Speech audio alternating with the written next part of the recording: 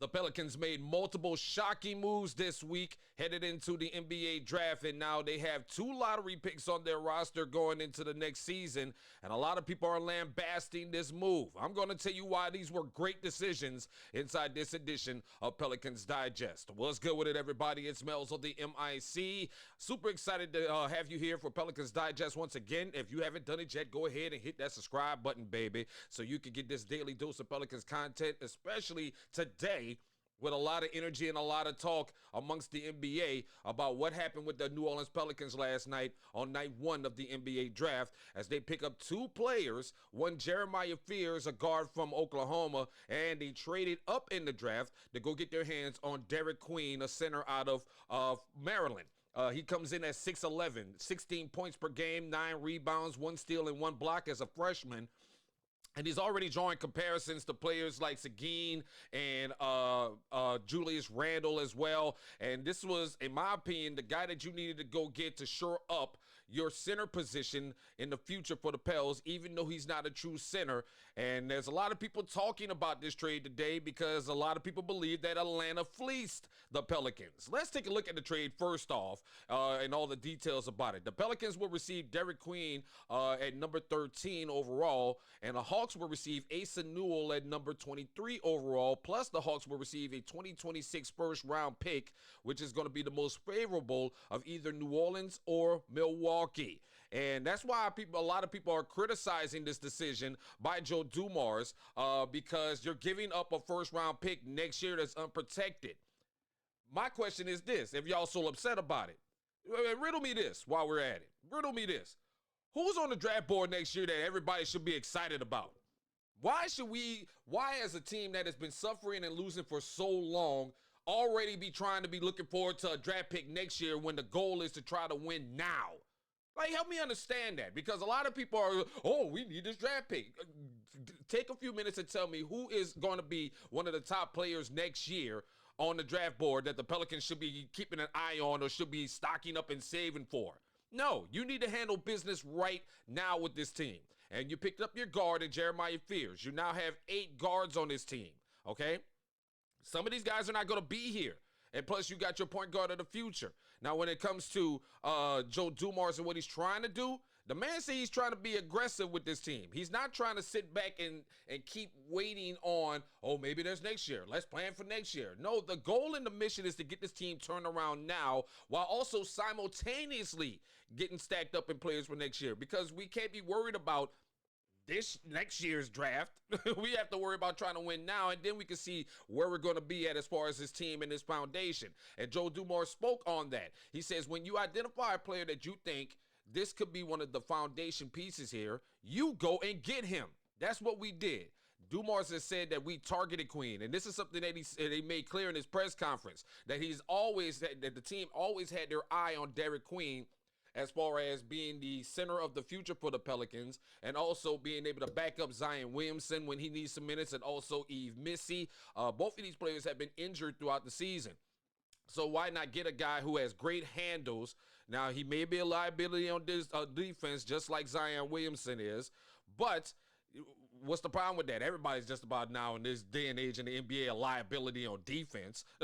So, and plus you see the move now in the NBA is to get more bigs. 7 bigs went in the first round last night, and Queen was the second center to go in the draft, because a lot of people are starting to realize that yes, you do need bigs after years of oh, we just need point guards, we just want scorers.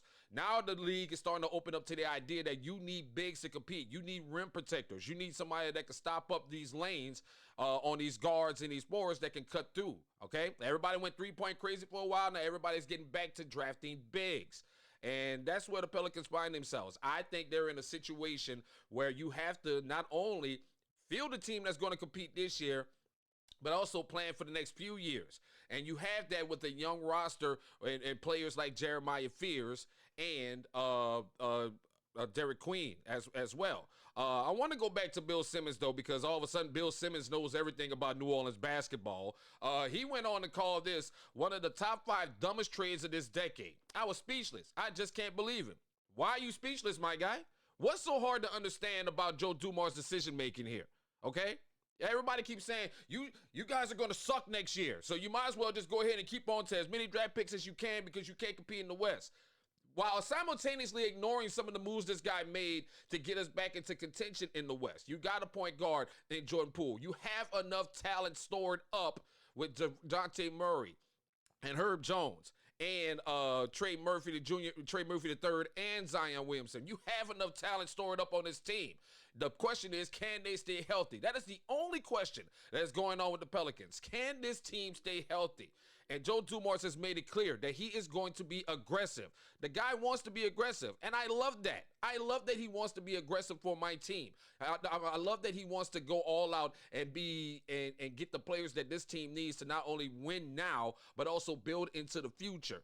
He says in this quote, "It shows that we're going to be aggressive. This front office, we want our players to be aggressive. We want our approach to be aggressive. We're going to show up for the run. We have 82 runs in an NBA regular season. We're going to show up for the run. We don't have to be loud or bang on our chest or anything like that, but we intend to be there." And if you're a Pels fan, you have got to love that he's saying this, because for far too many years, we have been passive in our approach on how we pick players and how we're going to field a team.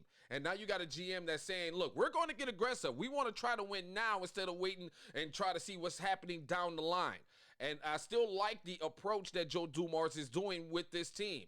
He's not only relying on this year's draft and picking up players that are going to be safe and going to be here for a while, for 2 or 3 years, and that he could build a roster around, while also simultaneously making moves to get younger, because you have to be younger to compete in the NBA at this point in time. So I love the moves that Joe Dumars is making. And I just find it hilarious that all of a sudden all these NBA pundits are screaming, this is such a stupid move. This is such a dumb move. What about your draft pick next year? We have been on the next year train for years, okay, as Pelicans fans. We have been on the wait till next year, wait till next year. We're tired of that.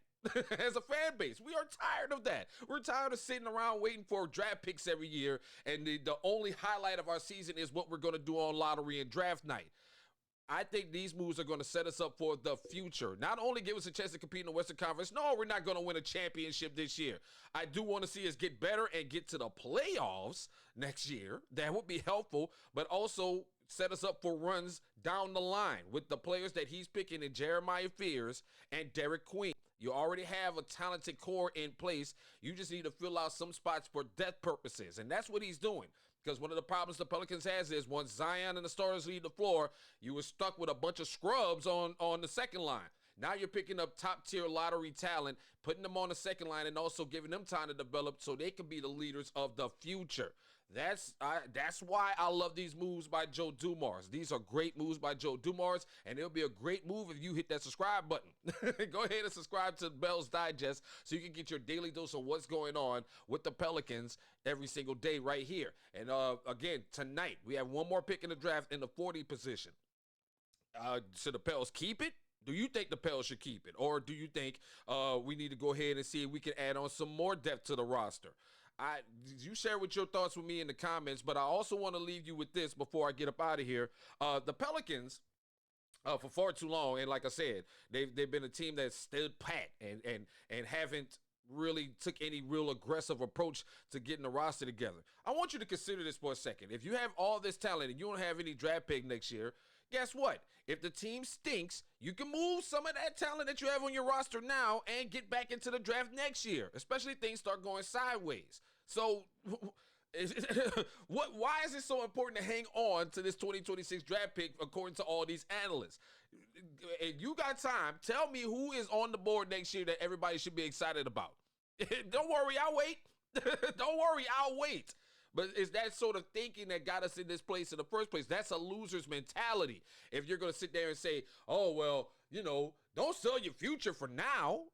Yes, we have to win now. This team has been stinking for a while now, for the last 4 or 5 years, and not getting any closer while other teams are constantly improving. I like the aggressive approach by Joe Dumars. Now, could it backfire? Yes, it could. But at the same time, as far as backfiring goes, you have enough assets to at least get you back into contention and also get you back into a full rebuild, if you will. If you're not happy with what you're doing right now, you still have enough time in the season next year to move some more pieces and go into a full-blown rebuild mode. And you can get rid of Zion at that point if he's not going to be healthy. You can move a Herb Jones or a Trey Murphy, which would be considered valuable assets no matter what. You can move these guys and you not only get back in the draft, but also get you some more good capital, player capital as well. So this was, again, I don't care what Bill Simmons and all these other guys who paid no attention to New Orleans Pelicans basketball over the last 4 years, never paid attention to it. Now all of a sudden they know what's good for our team.